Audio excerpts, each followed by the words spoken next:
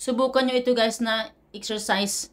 This is very effective sa ating likod upang makatulong protektahan ang ating likod at maiwasan ang pananakit ng. If you have back pain, you can do this 20 minutes a day for 7 days. Kung may sakit yung likod nyo, gawin ito na ehersisyo para malakas yung ating mga buto.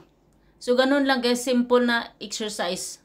But this is very effective. This is the basic way how to strengthen sa ating likod. So, ganun lang guys, kung mayroon kayong yoga mata, maghiga na sa sahig para i-strengthen yung ating back, ating mga muscle. Very simple lang. And avoid heavy lifting. At huwag magbuhat ng mabibigat. Ayan, as you can see, strength na rin yung ating core muscles. Lower back is under the stress. Dahil masakit yan kung na-stress tayo. And supporting entire our body. And that's all.